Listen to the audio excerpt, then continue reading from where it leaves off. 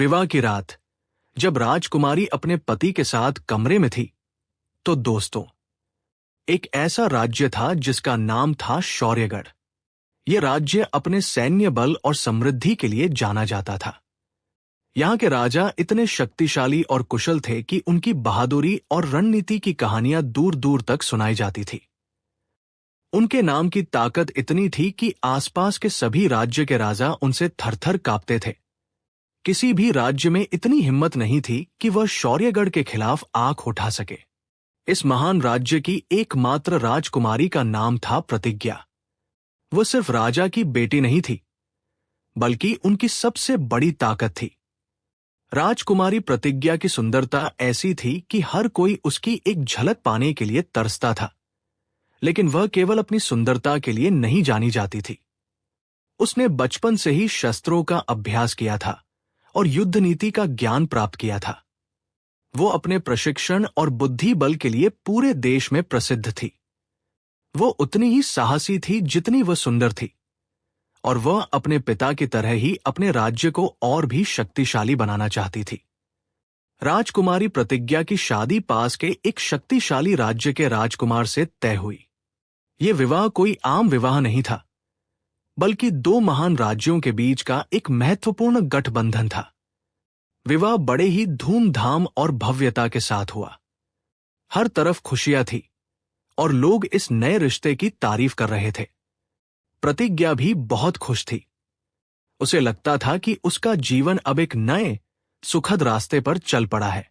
विवाह की रात जब राजकुमारी अपने पति के साथ कमरे में थी, तो उसका मन शांत और प्रसन्न था। लेकिन जैसे ही उसकी आंख लगी, उसे एक भयानक सपना आया। उसने सपने में देखा कि वह एक अंधेरे और सुनसान जंगल में है। वहां न तो कोई रोशनी थी और न ही कोई आवाज। उसके सामने उसका पति खड़ा था, पर उसका चेहरा डरा हुआ और पीला पड़ रहा था। तभी प्रतिज्ञा ने अपने ही शरीर से एक डरावनी परछाई को निकलते हुए देखा। वह परछाई एक भयानक राक्षसी की तरह थी, जिसके नाखून लंबे और डरावने थे। परछाई ने धीरे धीरे उसके पति को अपनी चपेट में ले लिया। राजकुमार की सांसें रुक गईं और वह जमीन पर गिर गया। उसकी जान जा चुकी थी। राजकुमारी हड़बड़ाकर उठ गई। उसकी सांसें तेज चल रही थी और उसका पूरा शरीर पसीने से भीगा हुआ था। उसका दिल जोर जोर से धड़क रहा था। उसने अपने पति की ओर देखा, जो गहरी नींद में था। उसे लगा कि यह सिर्फ एक बुरा सपना था और कुछ ही देर में वो सब कुछ भूल जाएगी। लेकिन जब उसने अपने पति को जगाने की कोशिश की, तो उसका शरीर बर्फ की तरह ठंडा हो चुका था। वह बेजान था। उसके पति की मृत्यु हो चुकी थी। पूरा राज्य शोक में डूब गया। किसी को समझ नहीं आया कि इतना स्वस्थ राजकुमार अचानक कैसे मृत्यु हो सकती है। लोगों ने कहा कि यह नियति थी, पर राजकुमारी को अपने सपने पर विश्वास नहीं हुआ। वो खुद से बार बार पूछती रही, क्या मेरे सपनों के कारण मेरे पति की मृत्यु हो सकती है? राजकुमार की अचानक हुई मृत्यु से पूरे राज्य में शोक की लहर दौड़ गई। लोग सदमे में थे और किसी को समझ नहीं आ रहा था कि ऐसा कैसे हो सकता है। महल में हर तरफ उदासी और मातम पसरा हुआ था। राजकुमारी प्रतिज्ञा भी गहरे दुख में थी, पर उसके मन में एक भयानक सवाल गूंज रहा था। क्या उसके सपने ने उसके पति की जान ले ली थी? उसे अपने सपने पर बिल्कुल विश्वास नहीं था, क्योंकि उसका मानना था कि ऐसा होना असंभव है। अगले दिन जब राजकुमारी शोक में बैठी थी, उसकी दासियों ने उसे दर्पण में देखने के लिए कहा। जब उसने खुद को शीशे में देखा, तो वो हैरान रह गई। उसकी आंखें खुली की खुली रह गई। वह एक दिन पहले से भी ज्यादा जवान और खूबसूरत दिख रही थी। उसकी त्वचा पर एक अद्भुत चमक थी, जैसे किसी जादू से बनी हो। उसकी आंखें पहले से भी ज्यादा चमकदार और गहरी हो गई थी। उसके चेहरे पर एक भी शिकन नहीं थी, जैसे दुख ने उसे छुआ ही न हो। राजकुमारी का दिल जोर जोर से धड़कने लगा। वो समझ नहीं पा रही थी कि ये कैसे हुआ। एक रात पहले उसने अपना पति खो दिया था, और आज वो पहले से कहीं ज्यादा सुंदर हो गई थी। उसके मन में एक अजीब सा डर और उत्सुकता पैदा हुई। उसे कुछ समझ नहीं आता था ऐसे क्या हो रहा है उसके साथ। वो बस इतना जानती थी कि उसके साथ कुछ ऐसा हुआ है जो इस दुनिया का नहीं है। राजकुमारी प्रतिज्ञा अभी तक मासूम थी। उसे पता नहीं था कि ये भयानक रहस्य क्या है, लेकिन ये घटना उसकी जिंदगी को एक ऐसे रास्ते पर ले जाने वाली थी जहां से वापस लौटना नामुमकिन था। कुछ साल बीत जाते हैं। राजकुमारी प्रतिज्ञा की अनोखी सुंदरता और जवानी की चर्चा पूरे देश में फैल चुकी थी। लोग उसे देखते तो हैरान हो जाते कि इतने साल बीत जाने के बाद भी वो उतनी ही जवान और खूबसूरत दिखती थी जितनी पहले थी। लेकिन वे यह भी जानते थे कि उसका भाग्य दुखद है। राजा ने अपनी पुत्री के दुख को देखकर उसका विवाह फिर से तय किया। इस बार पास के पड़ोसी राज्य के राजकुमार से फिर से शादी होती है।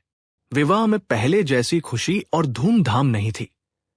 लोगों के मन में डर था और वे फुसफुसा रहे थे कि कहीं इस बार भी कुछ बुरा न हो जाए। विवाह की रात राजकुमारी प्रतिज्ञा शांत थी। उसके मन में कोई सपना नहीं आया, लेकिन अगली सुबह जब वह उठी तो उसने फिर से वही भयानक सच देखा। राजकुमार का शरीर ठंडा और बेजान था। उस राजा की भी सुहागरात के दिन ही मृत्यु हो जाती है। इस बार प्रतिज्ञा सदमे में नहीं थी, बल्कि उसके मन में एक भयानक सच्चाई बैठ गई थी। वह तुरंत दर्पण के सामने गई। उसने देखा कि उसकी खूबसूरती एक बार फिर बढ़ गई है। उसकी आंखें चमक रही थी और उसकी त्वचा पहले से भी ज्यादा चमकदार हो गई थी। राजकुमारी को समझ आ चुका था कि उसकी जवानी का राज क्या है। वह जानती थी कि यह कोई संयोग नहीं था, बल्कि एक भयानक सौदा था। उसने तुरंत महल के सबसे बुद्धिमान ऋषि को बुलाया। ऋषि ने अपने ज्ञान और तपस्या से एक भयानक रहस्य का खुलासा किया। उन्होंने बताया कि यह एक श्राप था। राजकुमारी को पता चलता है कि उसको पिछले जन्म का श्राप था कि वह जिससे शादी करेगी उसकी मृत्यु सुहागरात हो जाएगी। ये सुनकर राजकुमारी हिल गई। एक तरफ उसका श्राप था और दूसरी तरफ उसकी अमर जवानी का वरदान।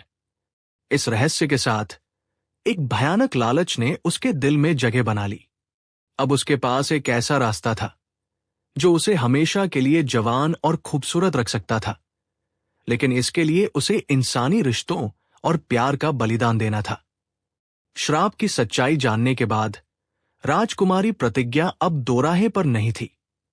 उसके मन में अपने श्राप के प्रति जो डर और दुख था, वह पूरी तरह से अपनी खूबसूरती के लालच में बदल चुका था।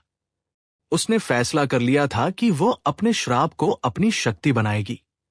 उसे लगा कि जवानी और सुंदरता ही उसकी सबसे बड़ी ताकत है और वह इसे किसी भी कीमत पर खोना नहीं चाहती थी। राजकुमारी ने यह शादी वाला रास्ता अपना लिया। वो अब दिल से नहीं, बल्कि अपनी खूबसूरती को बनाए रखने के लिए शादियां करने लगी। उसने एक के बाद एक अलग अलग राज्यों के राजकुमारों के साथ शादी की। हर शादी एक भव्य उत्सव की तरह शुरू होती थी, लेकिन सुहागरात के बाद एक भयानक रहस्य बन जाती थी। हर बार जब उसका नया पति बेजान होता तो वो खुद को और भी जवान और खूबसूरत पाती थी। शुरुआत में उसके पिता ने इन घटनाओं को दुर्भाग्य समझा, लेकिन जब यह सिलसिला नहीं रुका तो उन्हें भी चिंता होने लगी। लेकिन प्रतिज्ञा ने अपनी बात और खूबसूरती से उन्हें शांत कर दिया। वह कहती थी कि यह सब नियति है। कुछ समय बाद लोगों को पता चलता है कि यह सब नियति नहीं, बल्कि रानी का एक भयानक राज था। राज्यों में यह बात फैलने लगी कि शौर्यगढ़ की राजकुमारी एक राक्षस है जो अपनी जवानी के लिए जान लेती है। जिन राज्यों से राजकुमार आते थे, वहां के लोग अपनी रानियों और राजाओं से रानी के खिलाफ विद्रोह करने की बात कहने लगे। वे रानी को यही करने के लिए रोकते थे, लेकिन रानी प्रतिज्ञा अब एक शक्तिशाली और क्रूर महिला बन चुकी थी। उसने अपने मंत्रियों और सैनिकों को वश में करके लोगों को चुप करा दिया। उसने अपने जासूसों को हर राज्य में भेज दिया और लोगों को डराकर अपने राज को छिपाए रखा। वह जानती थी कि लोग उससे डरते हैं और यही डर उसकी सबसे बड़ी ढाल बन गया था। जब राजकुमारी प्रतिज्ञा की भयानक सच्चाई पूरे देश में फैल गई और राजकुमारों ने डर के मारे उससे शादी करने से मना कर दिया, तो उसका पागलपन चरम पर पहुंच गया। उसकी सुंदरता का लालच अब किसी भी सीमा को पार कर चुका था। वह सिर्फ अपनी जवानी को बनाए रखने के लिए अब किसी भी हद तक जाने को तैयार थी।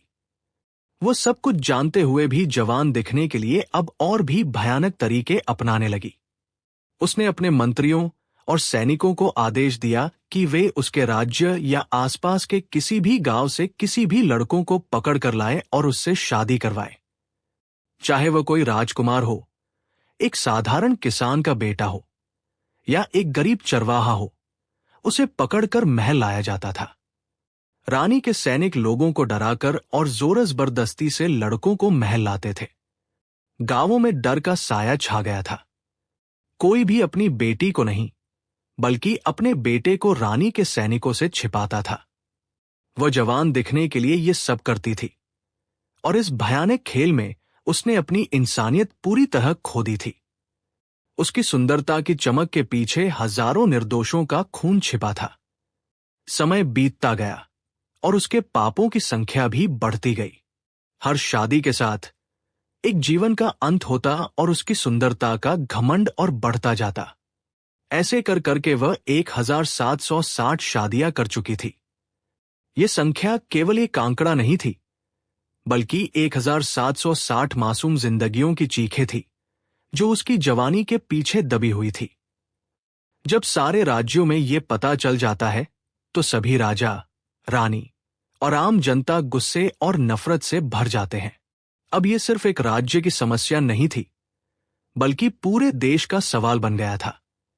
जिस राजकुमारी को कभी बुद्धि और वीरता के लिए जाना जाता था, वो अब एक राक्षस बन चुकी थी।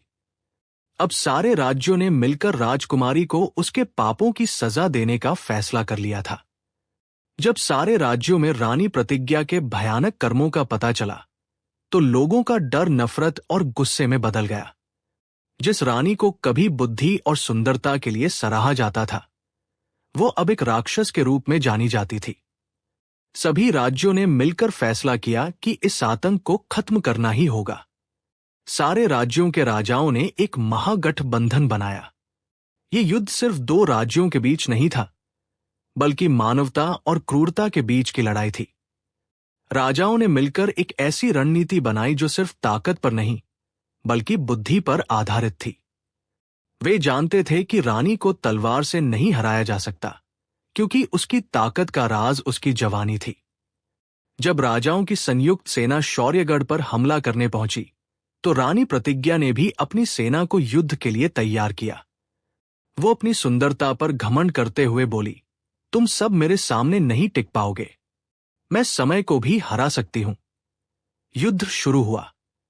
रानी की सेना बहादुरी से लड़ी, लेकिन उनके दिल में कोई सच्चा कारण नहीं था।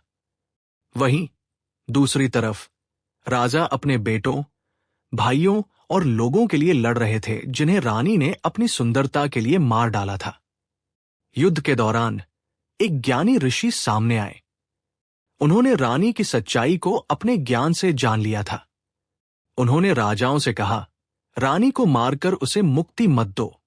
उसके पापों की सजा उसे उसके श्राप के रूप में ही मिलनी चाहिए। जब रानी अपनी सेना के साथ लड़ रही थी, तो उसे अचानक एक भयानक अनुभव हुआ। जिस तरह वह सपने में अपने पतियों को मारती थी, उसी तरह अब उसे अपने 1760 पतियों की आत्माएं अपने चारों ओर दिखने लगी। वे सभी उससे कह रहे थे, तुमने हमारी जान ली ताकि तुम जवान रह सको। अब हम तुमसे तुम्हारी जवानी वापस लेंगे। रानी के चेहरे से उसकी सारी खूबसूरती गायब होने लगी। उसकी त्वचा पर झुर्रियां पड़ने लगी। उसके बाल सफेद हो गए और उसकी आंखें अपनी चमक खोने लगी। वह अपने ही हाथों से अपनी जवानी को पिघलते हुए महसूस कर रही थी। यह सब देखकर उसके सैनिक भी डर गए और उन्हें छोड़कर भागने लगे। अकेली और असहाय रानी प्रतिज्ञा अपनी ही कैद में रह गई। उसकी सुंदरता, जिसके लिए उसने इतने पाप किए थे, अब उसके लिए सबसे बड़ी सजा बन गई थी। जिस जवानी के लिए उसने 1760 निर्दोष लोगों की जान ली थी, वही जवानी पल भर में उससे छीन ली गई। उसकी उम्र तेजी से बढ़ी और वह एक बूढ़ी, कमजोर औरत बन गई। उसे मौत भी नसीब नहीं हुई। उसे अपनी ही खोई हुई सुंदरता और पापों के साथ हमेशा के लिए जीवित रहने का श्राप मिला। अकेलेपन की पीड़ा जिस खूबसूरती पर वो घमंड करती थी, वही उसे हमेशा के लिए अकेला कर गई। कोई भी उसके पास नहीं आता था और वह अपने पापों की पीड़ा में अकेले जीती रही। इस तरह रानी प्रतिज्ञा को उसके कर्मों की सबसे बड़ी सजा मिली। जिस जवानी को उसने खून से सींचा था, वही जवानी उसका सबसे बड़ा दुख बन गई।